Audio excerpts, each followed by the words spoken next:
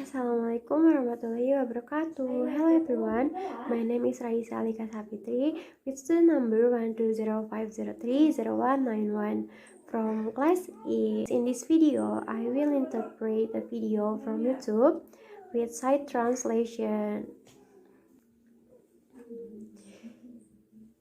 Ini adalah kisah seorang wanita yang hidupnya tidak sempurna, yang membuatnya siapa dan apa dia hari ini.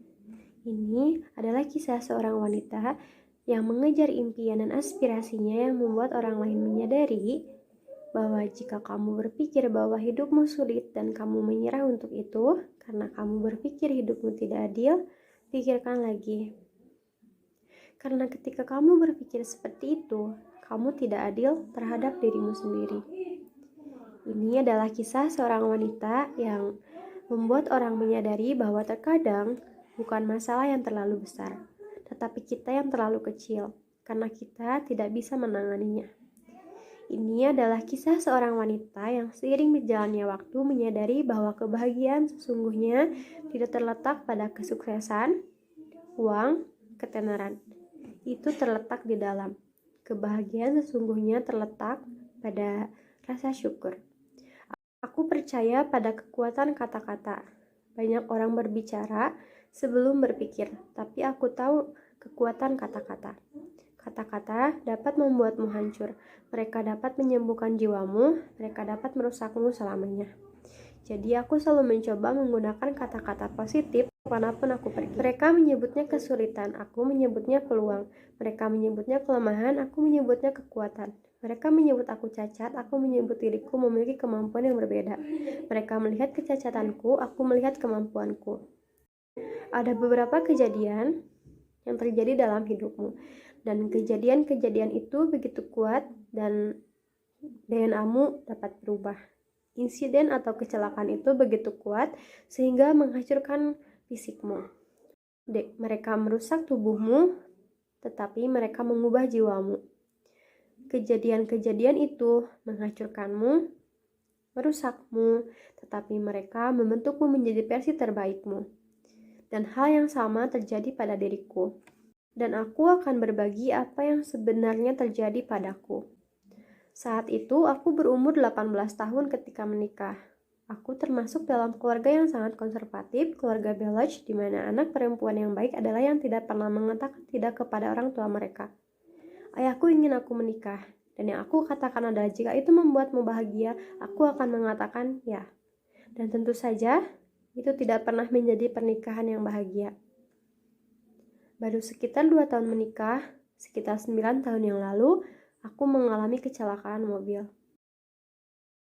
Suamiku tertidur dan mobil pun jatuh ke parit. Dia berhasil melompat keluar dan menyelamatkan dirinya sendiri. Aku senang untuknya, tapi aku tetap di dalam mobil dan menderita banyak luka. Lukanya sangat banyak, tetapi jangan khawatir, aku baik-baik saja sekarang. Tapi kecelakaan itu yang mengubahku dan hidupku sepenuhnya sebagai orang, dan persepsiku tentang menjalani hidup adalah cedera tulang belakang. Tulang punggung bagian depanku benar-benar hancur, dan aku menjadi lumpuh seumur hidup. Aku akhirnya berakhir tinggal di rumah sakit selama 2,5 bulan dan menjalani beberapa operasi. Dokter telah menempatkan banyak besi di lenganku dan ada banyak besi di punggungku untuk memperbaiki punggung. Itulah mengapa orang-orang di Pakistan memanggilku wanita besi dari Pakistan. Terkadang aku bertanya-tanya betapa mudahnya bagiku untuk mengabarkan semua ini. Dan seseorang dengan tepat mengatakan bahwa ketika kamu menceritakan kisahmu dan itu tidak membuatmu menangis, itu berarti kamu sudah sembuh. Suatu hari, dokter datang kepadaku dan dia berkata, aku mendengar bahwa kamu ingin menjadi seorang seniman, tetapi kamu akhirnya menjadi seorang ibu rumah tangga. Aku punya kabar buruk untukmu. Kamu tidak akan bisa melukis lagi, karena pergelangan tangan dan lenganmu sangat cacat, sehingga kamu tidak akan bisa memegang pena lagi. Dan aku terdiam. Keesokan harinya, dokter datang kepadaku dan berkata, cedera tulang belakang kamu sangat parah, sehingga kamu tidak akan bisa berjalan lagi karena cedera tulang belakang kamu dan fiksasi yang kamu miliki di punggung, kamu tidak akan bisa melahirkan anak. Hari itu, aku hancur. Aku masih ingat, aku bertanya kepada ibuku, mengapa harus aku? Dan disitulah aku mulai mempertanyakan, mengapa aku masih hidup? Apa gunanya hidup? Aku tidak bisa berjalan, tidak bisa melukis, baiklah. Tapi aku tidak bisa menjadi seorang ibu. Dan ini yang selalu muncul di pikiran kami sebagai wanita, bahwa kami tidak lengkap tanpa memiliki anak. Aku akan menjadi wanita yang tidak lengkap selama sisa hidupku. Orang-orang mengira aku akan bercerai. Apa yang akan terjadi padaku? Mengapa aku hidup? Kami semua mencoba mengejar terowongan. Kita semua melakukannya. Karena kita melihat cahaya di ujung terowongan yang membuat kita terus berjalan.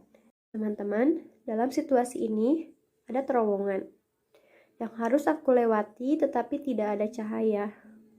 Dan disitulah aku menyadari bahwa kata-kata memiliki kekuatan untuk menyembuhkan jiwa.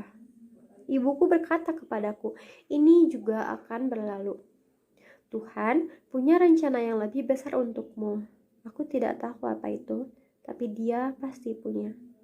Dan dalam semua kesusahan dan kesedihan itu, entah bagaimana kata-kata itu begitu ajaib, sehingga membuat aku terus maju. Aku mencoba untuk memberikan senyum manis dari wajahku yang tersembunyi selama ini. Sangat sulit untuk menyembunyikan rasa sakit yang ada. Tapi yang aku tahu adalah, jika aku menyerah, ibu dan saudara laki-lakiku juga akan menyerah. Dan aku tidak ingin melihat mereka menangis bersamaku. Jadi apa yang membuat aku bertahan adalah, suatu hari aku bertanya kepada saudara-saudaraku, aku tahu tanganku cacat, tapi aku lelah melihat tembok putih di rumah sakit ini dan memakai baju putih ini. Aku mulai lelah dengan semua ini. Aku ingin menambahkan lebih banyak warna dalam hidupku. Aku ingin melakukan sesuatu. Berikan aku cat warna, berikan aku kanvas kecil. Aku ingin melukis. Jadi lukisan pertama yang aku buat, di mana aku melukis untuk pertama kalinya, adalah di ranjang kematian. Itu bukan hanya sebuah karya seni atau hanya gairahku, itu adalah terapiku, sungguh terapi yang luar biasa. Tanpa mengucap sepatah kata pun, aku bisa melukis hatiku, aku bisa berbagi ceritaku. Orang-orang biasa datang dan berkata, kesannya sangat indah, begitu banyak warna. Tidak ada yang bisa melihat kesedihan di dalamnya, hanya aku yang bisa. Saat itulah, aku menyadari sambil terduduk, aku akan berbagi rasa sakit ini dengan semua orang untuk membuat mereka menyadari betapa beruntungnya mereka, dan mereka bahkan tidak menganggap mereka beruntung. Selalu ada titik balik dalam hidupmu. Kamu tahu, kita manusia punya masalah. Dari banyaknya masalah, ada satu, dan ini adalah masalah yang tercipta sendiri. Kita selalu mengharapkan kemudahan dalam kehidupan. Kita memiliki fantasi menakjubkan tentang kehidupan ini. Ini adalah bagaimana hal-hal harus bekerja semestinya. Ini adalah rencanaku, itu harus berjalan sesuai rencanaku. Jika itu terjadi, kita menyerah. Jadi teman-teman yang saya cintai, aku akan memberitahumu satu hal. Aku tidak pernah ingin duduk di kursi roda, tidak pernah berpikir berada di kursi roda. Aku selalu bercita-cita untuk melakukan hal-hal yang lebih besar, tetapi tidak tahu bahwa untuk itu aku harus membayar harga untuk berada di tempatku hari ini. Itu harga yang sangat mahal. Hidup ini adalah ujian dan cobaan, dan menguji percobaan kita. Itu tidaklah mudah. Jadi ketika kamu mengharapkan kemudahan dari hidupmu, dan kehidupan memberi kamu lemon, maka kamu harus membuat jus lemon. Dan kemudian jangan salahkan kehidupan untuk itu. Karena kamu mengharapkan kemudahan dari cobaan. Cobaan membuat kamu menjadi orang yang lebih kuat dan lebih baik. Hidup adalah cobaan. Setiap kali kamu menyadari itu, selalu ingat satu hal. Di jalan menuju kesuksesan, selalu ada kita, bukan aku. Jangan berpikir bahwa kamu sendiri yang dapat mencapai sesuatu. Tidak, selalu ada orang lain yang berada di belakangmu. Mungkin tidak datang di depan, tetapi di belakangmu. Berdoa untukmu dan mendukungmu. Jangan pernah kehilangan orang seperti itu. Wanita yang membuatku sadar bahwa pahlawan tidak memiliki gender. Wanita yang percaya padaku, bahkan ketika aku benar berada di pusat keputusasaan, di mana semua orang pergi, dia ada di sana. Dan setiap kali saya menatapnya tanpa mengatakan apa-apa, dia biasa melihat saya dan berkata, "Ini juga akan berlalu. Tuhan memiliki rencana yang lebih besar. Dan suatu hari kamu akan mengatakan bahwa, ya, ini sebabnya Tuhan memilihku." Dia tidak pernah menangis di depanku. Dia selalu mengatakan bahwa akan ada pembenci dan akan ada penentang.